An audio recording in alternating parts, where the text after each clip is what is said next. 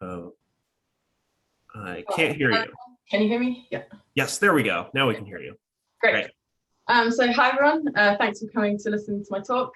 So I'd like to talk about the dynamics of misaligned disks in binary star systems. So why are we interested in binary stars? Well, because most stars are actually in binary star systems. So even in the Kepler sample, about 40 to 50% of the planet hosts are in binaries.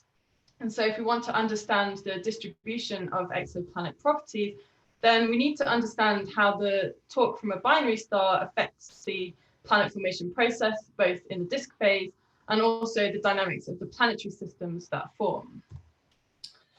So misalignments in disks are commonly observed. This example shows the binary protostar IRS-43. The two circles show the two binary components, and the dashed lines show the cross-section of three disks. So there's a disk around each component of the binary, and then there's another disk, the circumbinary disk, around both components. And you can see that they're all misaligned to each other. So disk misalignments are common, and so we need to understand both the dynamics of disks and the dynamics of planets that form potentially misaligned. Okay, so I'll try to briefly explain the dynamics of a misaligned disk in a binary system, beginning with a circumstellar disk, so meaning a disk around one component of a binary. So the disk undergoes retrograde nodal precession. If a disk is misaligned in a binary, it's not in a stationary situation, it's continually changing. So it's undergoing this retrograde nodal precession. It's able to hold itself together and precess roughly as a solid body. So there are two components to the tidal torque from the companion star.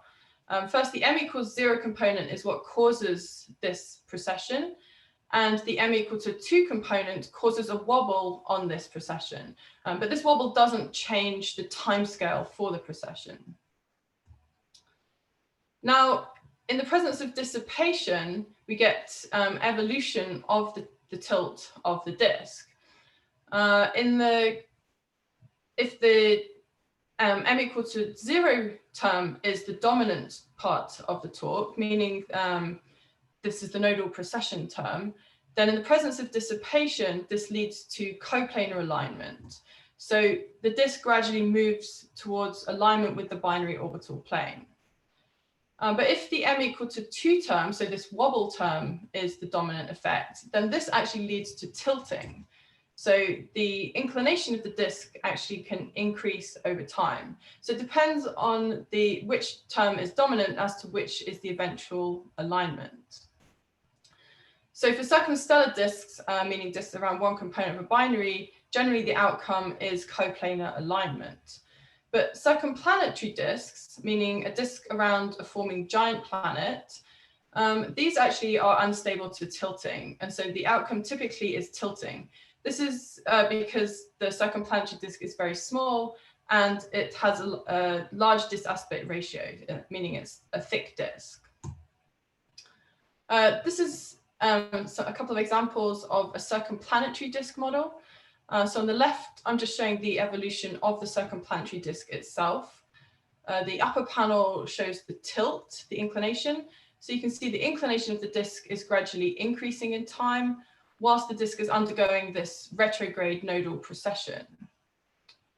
Now, if we couple this evolution with a spinning oblate planet, so the planet is exerting a torque on the disk, and the disk is exerting an equal and opposite torque on the planet. This can actually lead to the spin axis of the planet evolving in time. So in the right-hand side, the disk model is exactly the same, but now coupled with the spin axis of the planet, so the planet and the disk precess around each other, and both of them gradually become more misaligned over time. So the dynamics of this circumplanetary disk actually can lead to a spin-orbit misalignment in this way. Now, what happens if our disk is even more highly misaligned? So we know that a test particle undergoes Kozai-Lidov oscillations. So these are oscillations between the eccentricity and the inclination of a particle. Now, a disk, hydrodynamic disk, is able to undergo these oscillations as well if it's sufficiently highly misaligned. This shows an example of a hydrodynamic simulation. So the disk begins close to circular at an inclination of 60 degrees. And you can see these periodic exchanges between the disk eccentricity and inclination.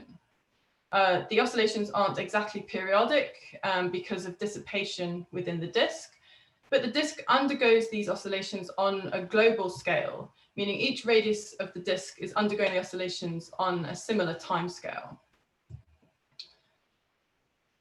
So these oscillations can have a significant effect on the planet formation process in binaries. Now, planets may be forming in an eccentric disk rather than a disk with circular orbit particles.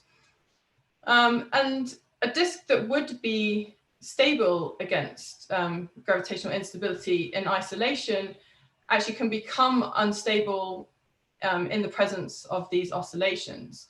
So the Kozai oscillations are causing shocks within the disk that may even lead to fragmentation. And so the dynamics of the disk can have a significant effect on the planet formation process. All right, so moving on to circumbinary disks. Now, the dynamics of a circumbinary disk can be even more complicated than the dynamics of just a circumstellar disk around one component. So if the binary orbit is circular and the inclination of the disk is small, then the behavior is similar to the circumstellar case, meaning that the disk nodally processes about the binary angular momentum vector. And in the presence of dissipation, it moves towards alignment. So the circumbinary disk as well can become coplanar. But if we have an eccentric orbit binary and the initial inclination is very high, then the disk instead is going to process about the eccentricity vector of the binary. And so we see this will be the same for planet orbits as well. So misaligned planet orbits around an eccentric binary. But with the disk, with dissipation, the disk can move towards alignment to the eccentricity vector. And in this case, we end up with what we call a polar aligned circumbinary disk. This is just the end of a simulation. You see the disk edge on, and I've tried to sketch in the binary orbit, which is in the plane of this image. And you can see that the disk is almost at 90 degrees to the orbit of the binary. So if the binary is very eccentric, actually polar alignment may be more likely than coplanar alignment. If the disk is very radially large, then a circumbinary disk may not be able to hold itself together. It may undergo precession at different rates in different parts of the disk. And in this case, we can end up with disk warping or even disk breaking. So it's interesting to think about the stability of misaligned planets around an eccentric binary. This diagram shows the inclination of a misaligned planet orbit as a function of the semi-major axis of the planet. So anything that's colored in this diagram shows a stable planet orbit, and anything that's white is unstable. So you can see actually that polar planets, meaning those that are close to 90 degrees, are stable closer to the binary than those that are coplanar. So that would be those shown in the green down here.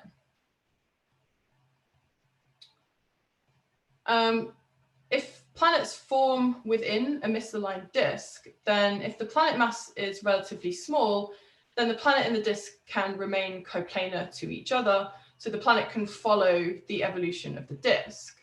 But if the planet mass is sufficiently large that it can carve out a gap in the disk, then we can get interesting dynamics between the planet and the disk, because the planet and the disk will no longer remain coplanar. This is a simulation. The upper panel shows the inclination. The black line is the planet, and the blue line is the disk. And you can see that the planet, on average, is at a higher inclination than the disk. And so these tilt oscillations between the planet and the disk can lead to very different planet properties than you might expect.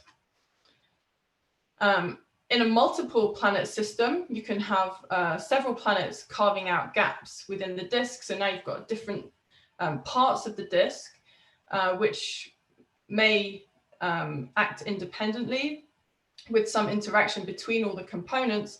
It can lead to very chaotic behavior, but the general theme here is that we get these tilt oscillations. So a planet that's closer in, on average, will have a higher inclination than the components further out. The rise in the inclination of the planet can then lead to quasi-Lidov oscillations of the planet. So the planet then becomes highly eccentric. As you can see in this lower plot, this blue line is the inner planet. You can see it's undergoing quasi-Lidov oscillations. So the eccentricity becomes very high, and the inclination can even flip over in this case. So planet-disk interactions around misaligned binary can lead to highly eccentric and highly inclined planets. So the main point of my talk is I want to say that misaligned disks and the dynamics of misaligned disks can have significant effects on the properties of planets that form within these systems. And so I've shown a few examples of these. So first, the circumplanetary disks are unstable to tilting, that their inclination can increase over time. And coupled with a spinning oblate planet, this can lead to the spin axis of the planet being misaligned to its orbit. A highly misaligned disk around one component of a binary may be unstable to quasi-Lidov oscillations. And this can significantly affect the planet formation process, since planets may now be forming in eccentric disks, and the disk becomes more unstable to fragmentation. Circumbinary disks can evolve to a polar configuration, meaning that the disk is perpendicular to the orbit of the binary. The reason that we haven't found any misaligned or polar planets is likely because the Kepler circumbinary planets are all around relatively small orbital period binaries. So we would expect to find these planets around large, wider orbit binaries. And then finally, planet-disk interactions can lead to highly eccentric and highly misaligned planets. So thank you very much for your time. Great, thanks very much. Everybody remember to put your questions in the Q&A and we can discuss them during the discussion time. So next up, we have, let's see, Allan Vidotto of the University of Dublin, who will be continuing the subject of dynamical processes in planetary systems. Hi everyone, can you hear me? Yep. Yeah, I presume you can see me. Hi everyone, welcome to my talk. It's a great pleasure to be here today, and I thank the organizer for a great program. So I was asked to continue talking about dynamics, but more focusing on now on the stellar winds and how the radiation can shape evolution of very young planets. So I'm not going to talk too much about observations because we have more talks about that, but just very quickly, we know that planets are evaporating either looking at population studies or looking directly when the planet transits in front of the star and the light of the star is transmitted through the atmosphere of the planet. Now, we know they are evaporating, and in general, when you have a closing planet or even a planet that orbits very close to the star, one escape mechanism that is responsible for taking a lot of material out of the planet is the hydrodynamic escape via photo-evaporation. So in this slide, I'm illustrating the mechanism. So you have a hydrogen atom. So these are young planets, hydrogen-rich atmospheres. So you have a hydrogen atom that receives an XUV photon from the star. So the idea is that this photon has to be more energetic than 13.6 eV, so that you have ionization. So you ionize the atom, and the excess energy is then used to accelerate your particles. So essentially you increase the excess energy, the thermal motions. The outcome of this process is that you end up increasing the atmospheric temperature. And once the planet gets hot, the atmosphere expands, and when the seed expands, it more easily evaporates. So this is the idea behind photo-evaporation mechanism. Now, so let me talk first about the effects of the radiation on the atmosphere of the planet. A quick reminder here. So we are looking at this plot at the evolution of X-ray or UV luminosity, so as a function of age. So this is how the stars evolve, cool main sequence stars, cool stars evolve in this time frame. Now you're going to see that in spite of the fact that I have 3 lines here, these 3 lines indicate rotation rates of the stars, but in spite of that, you see that there is a general decaying trend of UV luminosity and X-ray luminosity with age. And this is because as the star gets older, they start to spin down, and then when they spin down, they generate less magnetic activity, and the magnetic activity is responsible for this high energy irradiation from the star. So now you imagine your planet orbiting around this star, and what the planet is going to see is a very strong, very intense, high energy irradiation, especially at younger ages. So here, looking within the 100 million years of the star. Now you can then place your planet around the star and investigate how its internal structure would evolve. So you have here a track created with the code MESA by Daria Kubishkina, and you see what would happen if you did not have escape.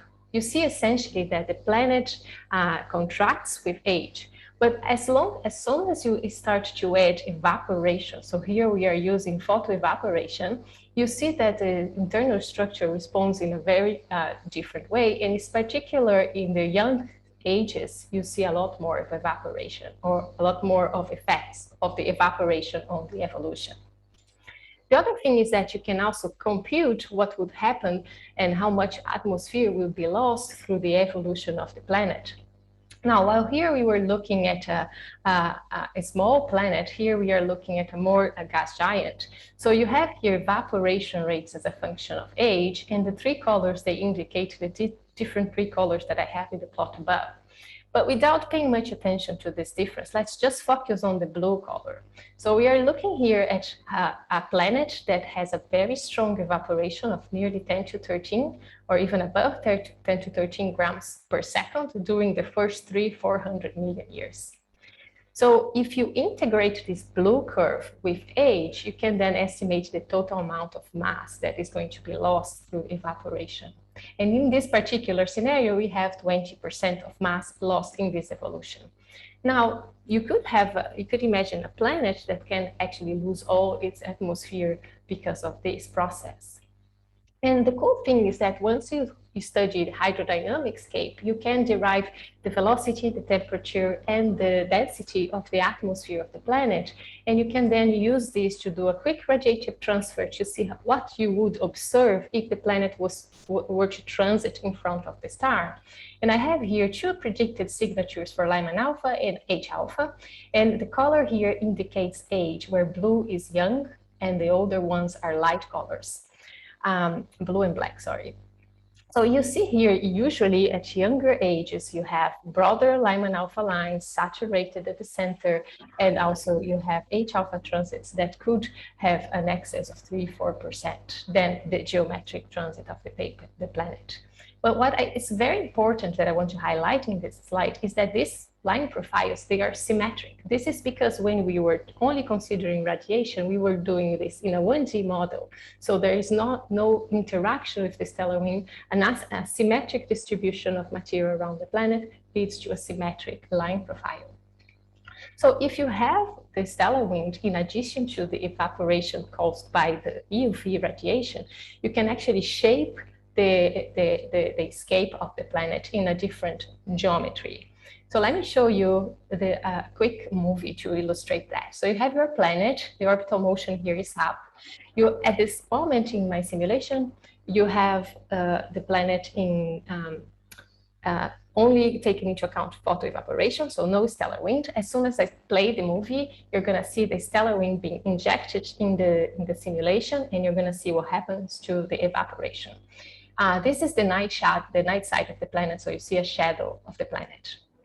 So let me play the movie. So as soon as the stellar wind is injected in the simulation, you see this formation of the tail. Okay, and this tail, this comet-like tail is shaped either by the stellar wind and also by the Coriolis force of the orbital motion. In addition, you can also see a bow shock. The bow shock happens because the stellar wind is supersonic. So when it interacts with the planet, it creates this bow shock. And one of the importance of being supersonic or subsonic is that this can change the interaction with the evaporation of the planet. So I have here in my sketch two possibilities. So you have the planet, you have the atmosphere in orange, and you have the interaction with the stellar wind. Now, this circle here represents where the atmosphere of the planet becomes supersonic. So it starts to accelerate at the base and it gets more, the velocity increases with altitude until it crosses this point. So if the stellar wind is weak or the atmosphere is very strong, the interaction happens further from the planet. So the idea that we propose is that in this case, the stellar wind can shape the evaporation of the planet, but it won't affect the evaporation itself. It won't change the mass loss rate. Now, on the right-hand side, we have a situation that is a little bit different. You have a planet, but now because the stellar wind is very strong, the interaction happens closer to the planet. And in particular, I highlight here that in this sketch, the interaction is happening below the sonic surface. This means that the planet sees the stellar wind at subsonic velocities, and then essentially the stellar wind starts telling the planet to please stop sending mass. Now you can transfer information back to the planet, and the planet then stops sending more mass. So this is one suggestion that we propose, that especially in younger systems, this scenario could happen more frequently, and therefore the stellar wind could reduce the escape of the planet or could even suppress the escape of the planet, depending on where this interaction takes place. And I did this a parametric study. So you have here the surface gravity of the planet versus the orbital distance over the UV flux. And I have here in pink a line that separates these two scenarios that I just presented. The confined scenario, the scenario that the stellar wind is very strong to the point that it disrupts the material of the planet at subsonic velocities, is this whole box here. Now I have this figure at 4.6 gigayears, but I have also the figure for younger systems. I just did not change it for the talk. But the idea is very similar. So this means that the evaporation rate that I calculate here in this background was calculated using a 1D model. So essentially, all the evaporation that I'm predicting, they are probably going to be overestimated. So the models that do not take into effect the stellar wind, they might actually overestimate the amount of mass the planet is losing. So this is a 1D model. If you want to do the thing properly, the calculation properly, you have to go 3D. And this is what I want to present today. This is work by my PhD student, Stephen Carolan. And what you have here is the planet at the center. The black lines is the material, the evaporated material from the planet interacting with the stellar wind velocity, that is shown here in white. And the wind is injected in this side of the simulation. Now, what we did in this study was to investigate the confinement in 3D, whether this would take place. So we have here now just the equatorial plane of the planet. The stellar wind comes from the left, and you have here the scenario where the planet is interacting with a stellar wind that is only 2 times the value of the solar wind mass loss rate. And I increase this mass loss rate from first to second, to eventually third panel. So here we have up to 20 times the solar wind mass loss rate. Now, what you have here is that the sonic surface of the planet is being disrupted. And we notice that there are 2 things happening. One is that the stronger the stellar wind, the lower is the volume occupied by this evaporating atmosphere. And the second thing is that once you disrupt the sonic surface of the planet, the escape starts to get lower. And of course, this affects the observational signature. If you want to hear more about this, please watch the full version of the talk. I just want to finish with my last slide. So now we have a bit of a dichotomy. The first one is that in a young system, you have a lot of UV radiation that in theory, drives a lot of escape. But in a young system, the stellar wind is also stronger. And I just told you that the stronger the stellar wind, you can inhibit the escape. So what is happening here? So you studied this young planet, AUVP, orbiting a 22-million-year-old pre-main sequence M dwarf. And we varied the mass loss rate of the stellar wind, and we investigated how this affected the observational signatures. Now, this is essentially absorption of the stellar light when the planet transits. I don't go into details here, but one of the things that you can see is that even though the evaporation of the planet was reduced by only 50% when we changed the mass loss rate of the stellar wind from 10 to 1,000 times solar, the signature of the evaporation that we would observe changed dramatically. So this means that the stellar wind can actually erase the transit signature, which it might be a bit a downturn for the end of my talk, but it's also good. You can also think of this as using the transit to probe for more information of the stellar wind. That's it, everyone. I came to my 12 minutes. Just a quick conclusion. So atmospheric escape and the evolution of planets depend on the history of the XUV of the star, and also depends on the history of the stellar winds. The stellar wind, in particular in young system, can lead to raising the transit signature. And I did not mention it here, but the star does not have only a stellar wind. It can also have these episodic mass ejections that we call coronal mass ejections. And this can also affect, at least momentarily, the evaporation of your planet. That's it. Thanks, everyone. Great, thanks so much.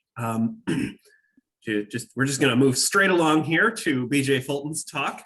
BJ Fulton is at, wait, where are you now? Caltech, you're at Caltech, okay, sorry.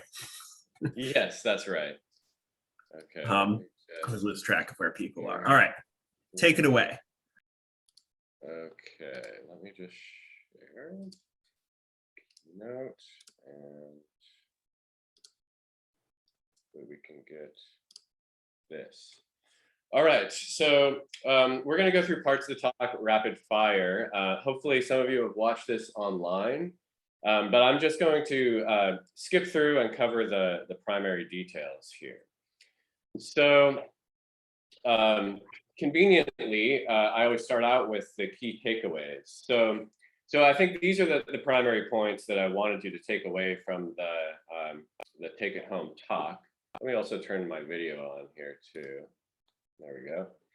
So precise stellar characterization is going to be required if you want precise planet parameters. Small planets tend to come in two sizes and not a random distribution of sizes. Properties of those planets depend on the properties of the host star, and multiple pathways can reproduce the observations. So let me go through some of the details that I'll try to use to convince you of these things. Let's skip through here. I'm actually going to jump out to the browser view so we don't have to go through all the animations. So one mystery early in exoplanet science since the Kepler mission anyways, has been the presence of these intermediate sized planets that are between the mass of Earth and Neptune. It is difficult to determine what these things are. In some cases, they look like they have to be too low density to just be rocky planets like Earth. They must contain some volatiles. In other cases, they look consistent with being sort of a scaled up version of Earth. And there's several different ways you can attack this problem, but I'm going to be looking at bulk properties. That's primarily what I've been focused on lately. Kepler has given us a lot of good information over the years. Primarily, one of the biggest results from Kepler has been the discovery that small planets, smaller than that of Neptune, are incredibly common compared to larger planets and diverse. But without precise stellar parameters, it was difficult to determine what this distribution looked like, the frequency of planets as a function of planet size. It's difficult to see what this distribution looked like because we only had precision on the radii that sort of matched these bin widths. So we couldn't pull out any fine structure in this distribution. That motivated the California Kepler survey, in which we collected a ton of high resolution spectra and pulled out precision stellar parameters. The one we really cared about from that is the stellar radius, in which we improved the precision on the stellar radii from the previous Kepler catalog from about 40% down to 10%. Once we did that and replotted the distribution of exoplanet radii, it looked like this, where all of a sudden this interesting feature at about 1.8 times the radius of the Earth pops out, or this gap in the distribution between these two primary or preferred planet sizes. Small planets tend to exist in either this 1.3, 1.2 Earth radii regime, or larger, about double that, at about 2.5 times the size of Earth. We think this gap divides the population of small planets into these two sort of classes. Super Earth, which probably look more like scaled up versions of Earth, a big rocky core surrounded by a little to no atmosphere. Well, in the context here of Earth, in this definition, Earth would essentially have no atmosphere. It's something like 0.001% of the mass of the planet, and we would not be able to detect such an atmosphere. So that essentially has no atmosphere. The sub-Neptunes we're considering have some significant fraction of their mass in an envelope, about 3% or maybe a little greater. There's several different lines of evidence that I won't go through again that support the idea that this gap separates the population. But instead, I'm going to move on to what the distribution looked like when we looked again more closely with even better stellar parameters from Gaia DR2. So the second data release of Gaia gave us parallax and proper motion for just over 1 billion stars. And that allowed us to use the Stefan-Boltzmann law, rearrange that to solve for stellar radius, combined with an apparent magnitude extinction from a galactic model, the distance modulus, and that's where that parallax come in, and a bolometric correction. With that, we were able to update our stellar parameters again, but to our surprise, after the Gaia update, the distribution looked almost exactly the same. There was no further details, even though we had thought initially that this gap might be deeper and wider than we could initially measure. However, if you look at it in a two-dimensional sense, where we're plotting now planet size on the y-axis and stellar light intensity relative to Earth on the x-axis, and so instead of semi-major axis, or I'm sorry, planet size, so planet size is on y, and then stellar light intensity is on x. The contours are then the occurrence rates of those underlying populations. And you can see when we went from the original CKS work to the Gaia update, this did clean up a bit and separate these two populations out a little bit cleaner. So that allowed us to pull out some additional details.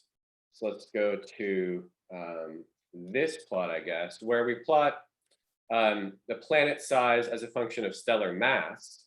And we break this into 6 different regions here.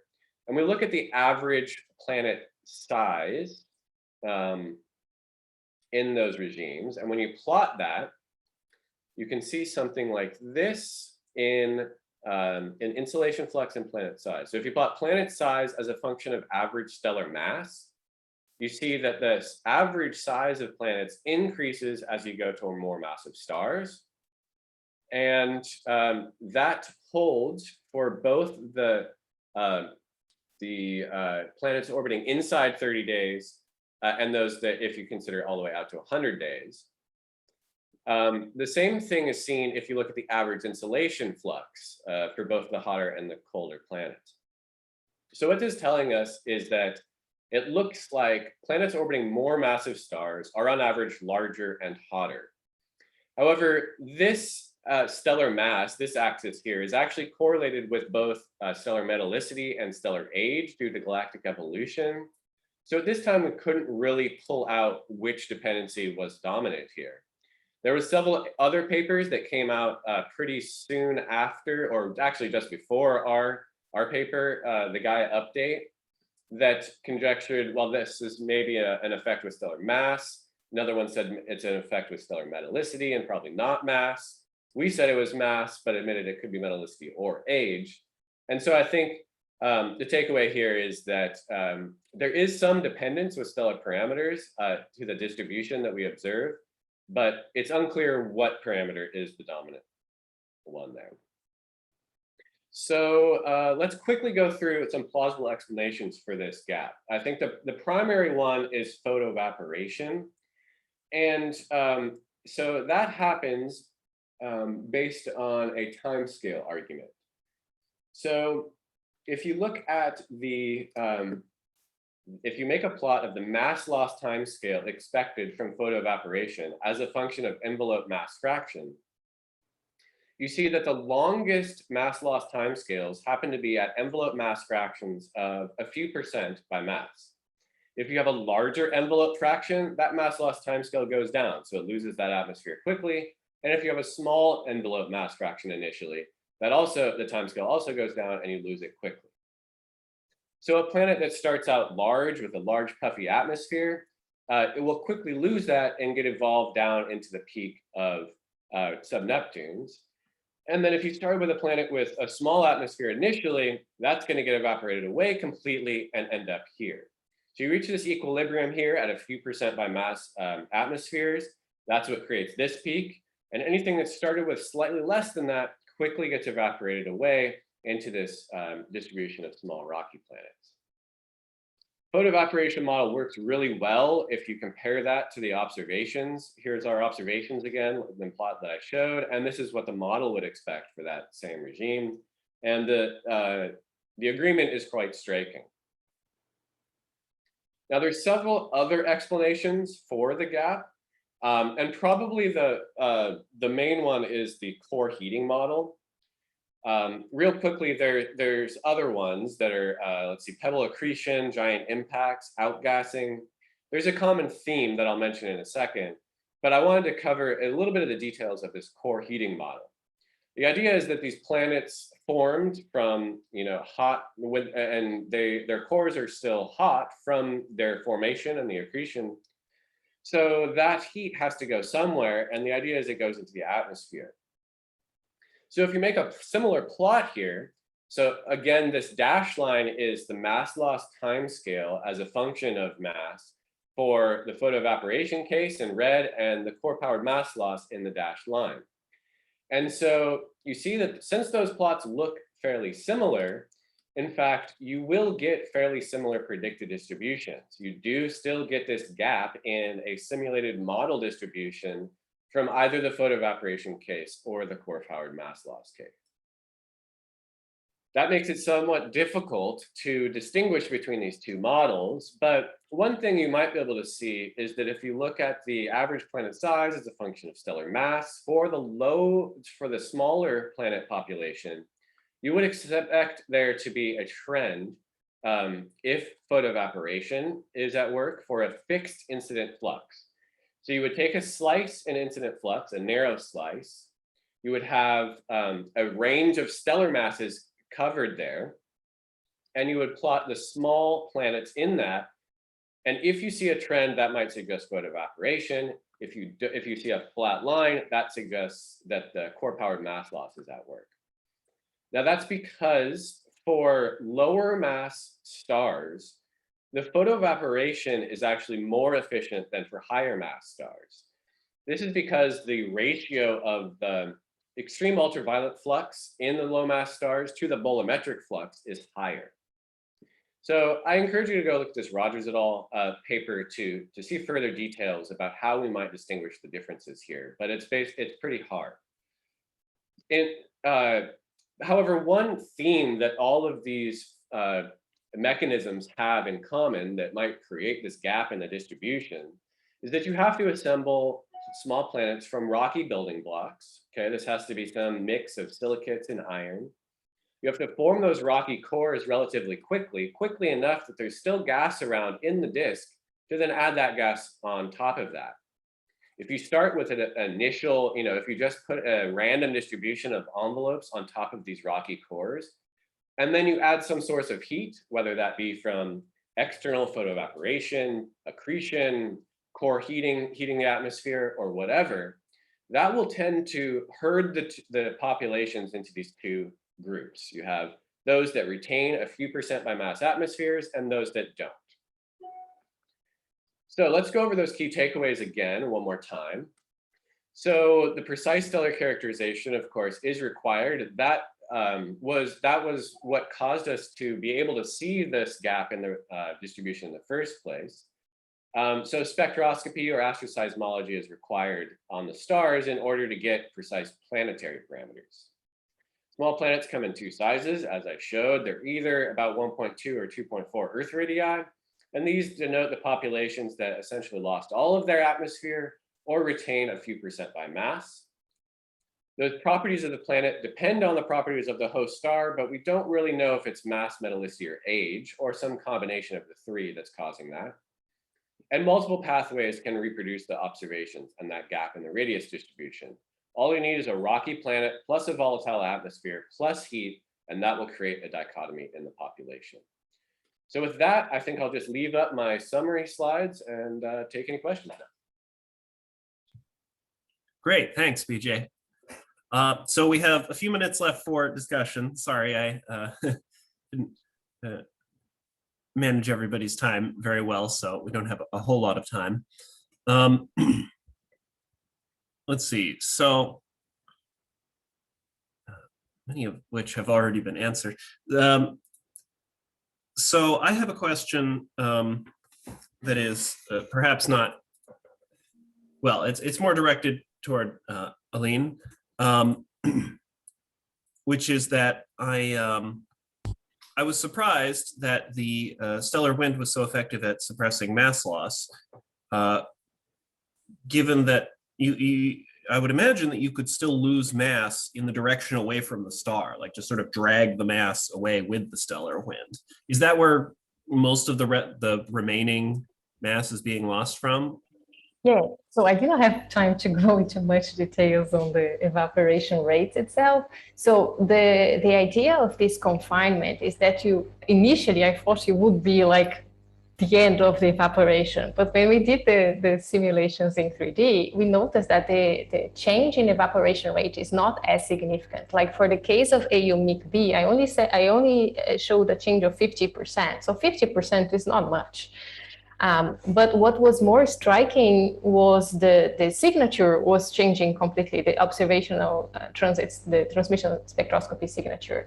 Now, you're absolutely right. So the most of the effect is happening at the day side. So, but the night side is still, the night side or the side that is along the tail, you still are able to lose atmosphere through there. So there is some sort of advection of material coming from the day side to the night side, and you end up losing mass through that part as well. Okay, cool, thank you.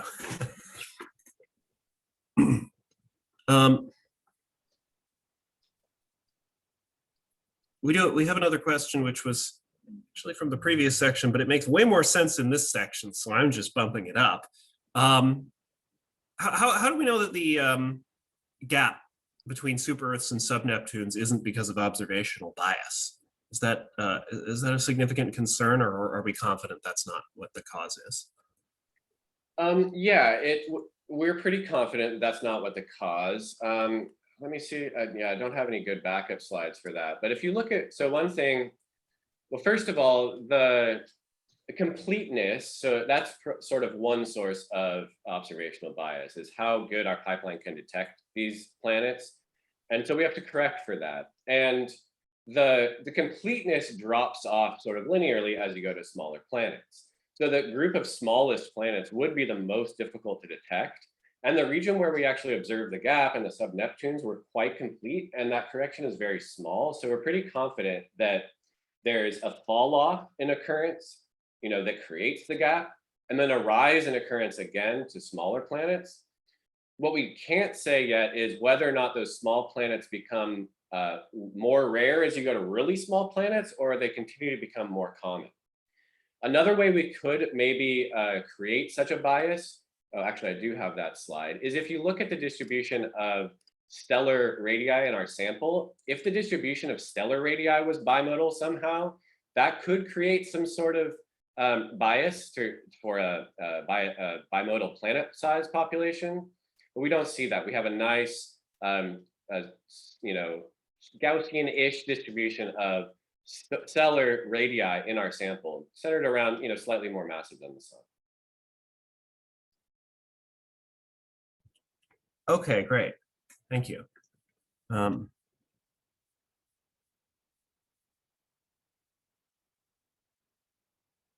Sorry, I'm looking through the questions.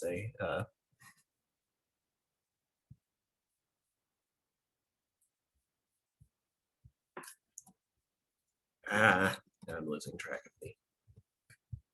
We can take about 5 minutes for the questions, Joe, since we went a bit over. So it's okay to take about 5 minutes for this session.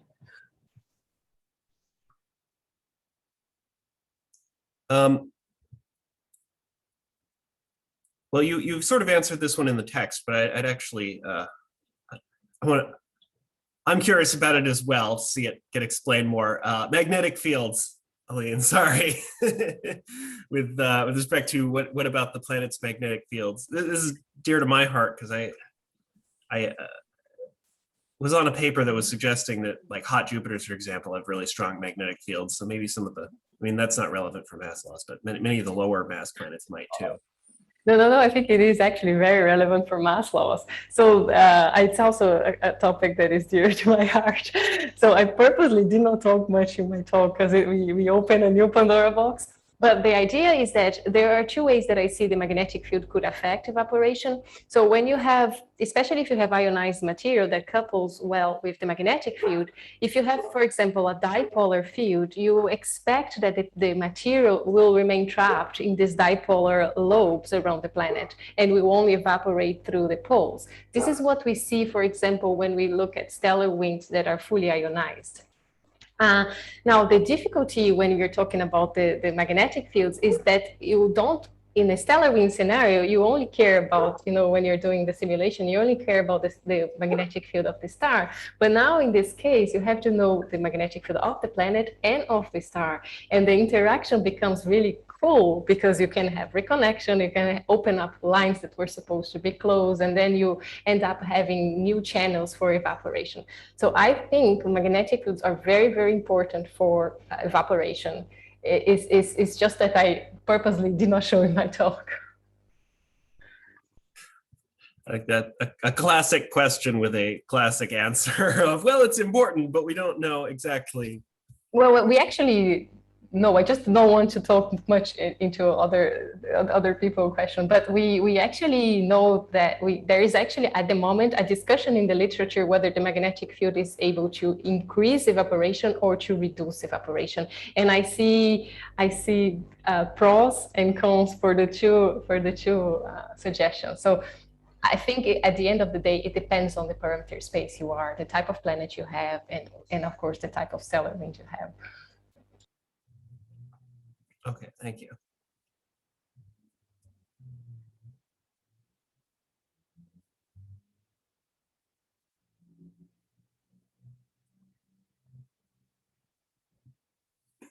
I'm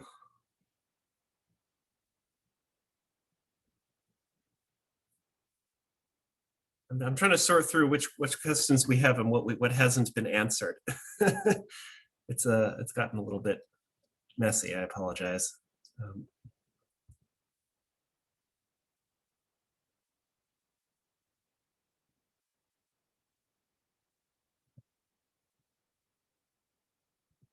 One thing, just sort of generally for all of you guys, it seems like there's a lot of feedback between the mass loss and the planet radius, and so you can end up with a situation where it's sort of strongly evolution dependent how much mass you actually lose.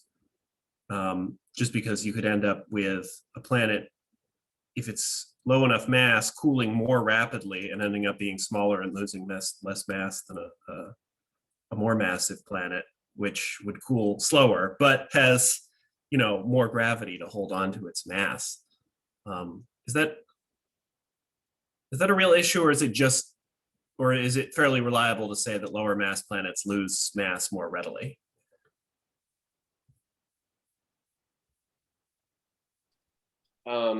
Is that, if that's directed towards me, I think that you had it right in the first sense. So that the lower mass planets aren't necessarily losing more mass. It's just that they started out with a small fraction of their mass as atmosphere. They're actually probably losing, yeah, they're losing a less mass as a fraction of their total mass. So they're certainly losing less mass overall.